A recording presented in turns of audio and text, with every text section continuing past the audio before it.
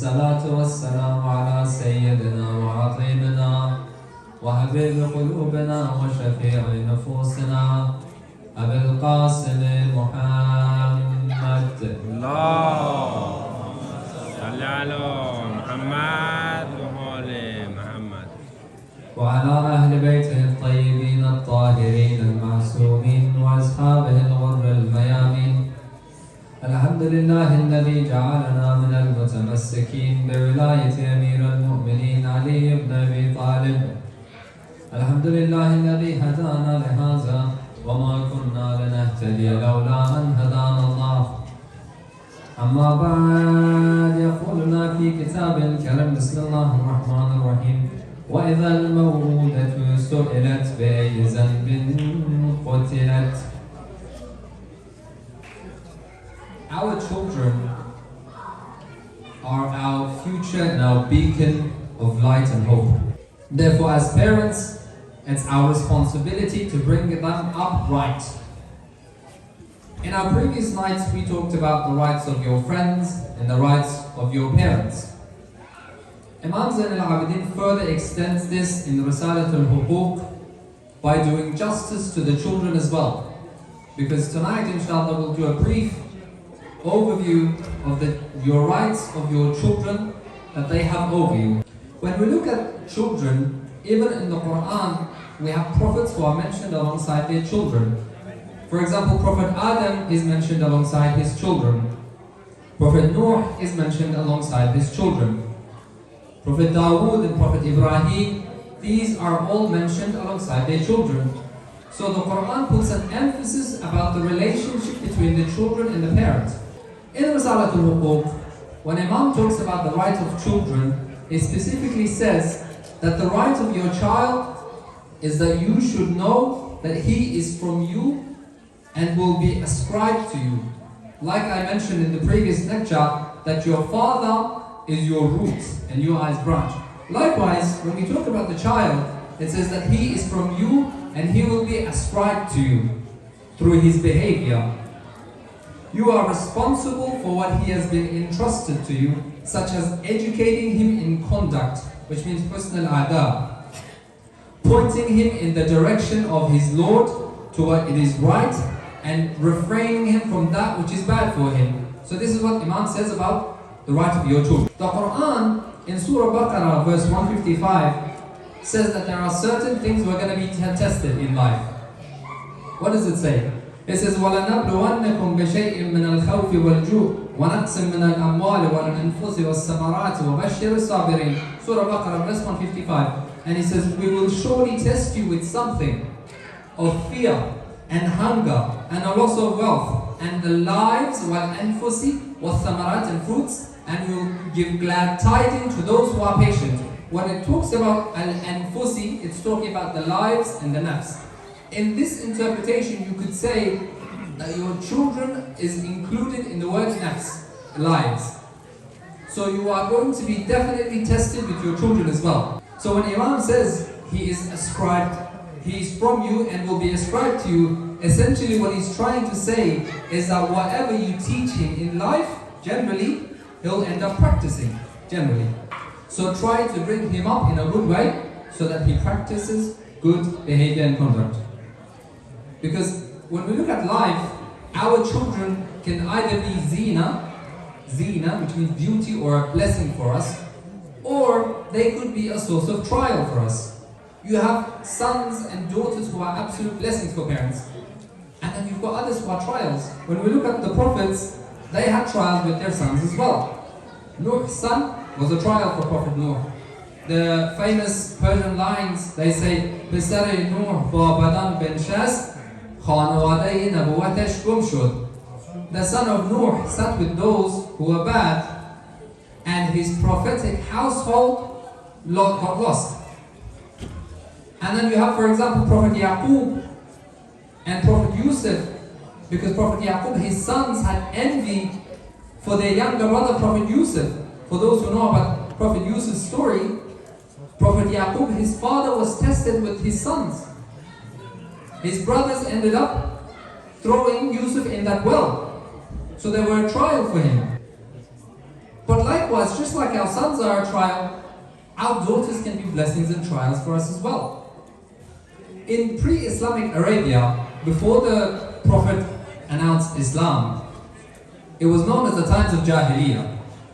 And pre-Islamic Arabia, what they would do is they'd have a disgusting act and tradition where they would bury young daughters alive. It's a sad reality, which is why when the Prophet came, it was to fix moral values. He came as a rahmatun lil alameen, a mercy to mankind. He came to establish moral compass within the human beings. The view on girls at that time, pre-Islamic Arabia, was that they all were of no use. In what way? The first way is that, listen, Arabia is an empire of trade and business. And my daughter can't be a businessman. So, in that way she's useless. And if there's a tribe war between one tribe and another Arab tribe, she can't fight. She's not masculine or strong enough to go and fight. So she's useless in war and she's useless in trade. And lastly, she'll end up marrying someone. So she'll be their property. And she never will be mine. So these three reasons were one of the main reasons as to why they didn't value young women. And they bury them alive, which is unfortunate. So that's why when Ammar bin Yasir, the famous companion of Rasulullah, his mother and father converted to the religion because of this issue. When the Quran ayah was revealed, وَإِذَا الْمَوْءُودَةُ سُئِلَتْ بِأَيِّ ذَنْبٍ قُتِلَتْ, when the girl who was buried alive was asked for what reason was she killed. When Ammar bin Yasir's mother, at that time she hadn't become Muslim, when she heard this, she began to cry. She said, if Muhammad is looking for the rights of women, if Muhammad is fighting for the rights of the oppressed, then I will join that religion of Muhammad. So the right of your children is that you fight for the right of them as well. Rasulullah then further goes on to say that there are 5 rights your child has over you. Please listen carefully as to what these rights are. The first right that your child has over you is that you give them a good name. See, you have 2 types of names that you can give your children. The first type of name you can give your child is an attribute. For example, Abul Fadl. It's an attribute. Abul Fadl is not Hazrat Abbas's real name, it's an attribute. Abul Fadl means the father of virtues. His name is Abbas, but people call him Abul Fadl. When we look at the word Abbas, Abbas comes from the word Abis, which means a man or a person who frowns on the battlefield. So give him, your child, a good attribute name. Unfortunately, in the times before Islam was introduced, we'd have kids who had some of the weirdest names you could think of. You'd have, for example, Harb. Harb means war. So it's a Harb, my son war, come to me. Or, for example, they'd have a son called Beetle. Who names their son Beetle? The poor guy, he's with his friends and he's thinking, Dad, my friends make fun of me. Why? Because I'm getting called Beetle, and every time they say Beetle, they start to laugh. Couldn't you think of a better name? Maybe Lion, maybe Tiger, something a bit more brave and ferocious. So you had those type of names. Now the second type of name you have, for example, is names after big personalities. Now, I'll just touch base on the attributes a bit more. Because when we look at, for example, attributes, we have others like Haydar, you have Zargham, you have Lays. These are all attribute type of names. In the Battle of Khaybar, Imam Ali, as he's marching towards Marhab, or some say jogging, he says, أَنَا الَّذِي سَمَّتْنِي أُمِّي حَيْدَرًا زَرْغَامٌ آجَامٌ وَلَيْسٌ حَسْوَرًا. And he keeps on reciting the lines of poetry, I am the one who my mother named me Haydar. In other words, he's putting every derivative of the word lion into that poem. Lays, lion. Zargham, lion. Asad, lion. Haydar, lion. That's what we call an attribute name. Or for example, Zuhair ibn al-Qayn, the famous companion of Imam al-Hussein in Karbala, when he goes to meet against Umar bin Sa'ad's army, you know what he recites? He recites the lines of poetry.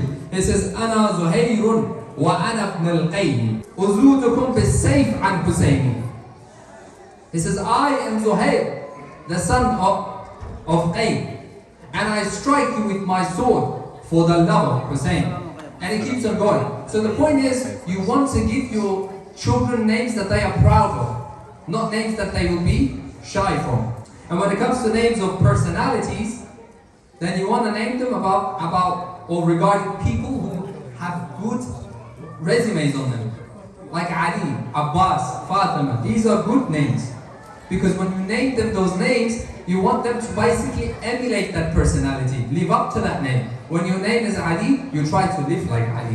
When your name is Hussein, you try to live like Hussein. When your name is Muhammad, you try to live like Muhammad. If you were to ask people what's the most common name in the world today, they'll tell you Muhammad is the most common name in the world today. So you try to live like Muhammad. So, number one, first right is that you give your child a good name. Number two, teach your children the Quran, and not just a parrot by the way. Because tajweed is important on how to pronounce and that kind of thing. But that's just one level. When you teach your children the meaning of what they're being taught, that's another level. Anyone can teach their child tajweed. Anyone can take their son to school for tajweed. But when you take your child on a lesson where you teach them the Quran and understand the meaning of it, that's another level. You see, there are times where our children will ask us, Dad, what's this meaning? You're like, I don't know. Okay, Dad, why am I reading the Quran? Oh, because it's the word of God. Okay, but how's it with the word of God? I don't know. I'm a bit busy right now. Go away. If you cannot answer questions when your children ask you, then that's a wake-up call for you as a parent. You must be a parent who is able to answer. If you're not, it's okay. At least try to educate them or find them sources that they can find the evidence for. There are times where our youth will ask you questions and you've got no idea. And sometimes they'll think to themselves, if this is so beneficial for me, if this is so good for me, why is mom not doing it? Why is dad not doing it? When you have like Quran classes, for example, the kids are attending, and you're like, the kid is to himself, well, if Quran class is so important, why isn't dad attending? Why isn't mom attending? So these are the types of lessons. So the second right is teach your kids Quran but with meaning. The third one is teach them akhlaq, generosity, humility. Teach them akhlaq. Ahlul Bayt stressed on loving and teaching akhlaq to your children. There was times where the Prophet would go down to sujood, and Imam Hussein at that time was a young kid, and he would climb on top of the shoulders of his grandfather. Now, Rasulullah could have easily turned around and picked him up and said, get off, I'm praying. But no, this is akhlaq of Ahlul Bayt. Rasulullah would prolong his sujood. He would stay in sujood until Hussein gets off his shoulder. There were times when Sayyidah Fatima salamullah alayha, she would enter the room, and Rasulullah, out of respect for his daughter, he would stand up. Because he would say, Fatima ummi abiha. Fatima is the mother of her father. Yes? Fatima baz'atu minni. Fatima is a part of me. Whoever angers her has angered me. There's a sense of relationship between the parents and the children. So, akhlaq. Because when Hassan and Hussein, there's another story, I'm sure many of you have heard it. We're a bit short on time, so I'm trying to keep it as suffice and succinct as possible. Hassan and Hussein, one day, they're doing wudu and they see an old man doing wudu as well. They notice that the old man, his wudu isn't necessarily correct. Now, generally you could turn around and say, look, I'm Hussein, I'm the grandson of the Holy Prophet. You're wrong, I'm right. But you know what they did? They went up to the old man and they said, oh uncle, can you show us how to do the wuzu? We'll do our wuzu and you tell us if it's correct or not. When they did it, the old man realized that this isn't the correct way I was doing it. In other words, it was the indirect way of saying, this is how you do wuzu. That's akhlaq, my dear brothers and sisters. Number 3, akhlaq to your children. Number 4 is sports and physical exercise. There are some parents who don't like their kids exercising. What's wrong with fitness? When your child plays soccer, what's wrong with that? It's good for their physical body. It's good for their stress levels. There's nothing wrong with engaging in physical activity. Whether it's horse riding at that time, whether it's, let's say, bow and arrow at that time. The equivalent of horse riding and swimming is soccer in today, or for example netball or basketball, whatever it is. And the last and the final right is that you engage with them in dialogue. And this is the most saddest one because most of our parents don't engage in dialogue with their children. Neglect for a child, science says it, I'm not saying it. Science says neglect in a child has such catastrophic consequences for your children. When a child is neglected from dialogue and teachings from their parent and love, then they become very, very narrow-minded.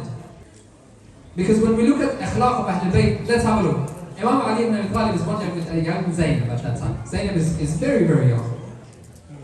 Says Zainab, oh my dear Zainab, say one. Zainab says one. Zainab, say two. One. Zainab, no, say two. One. Zainab, why don't you say two?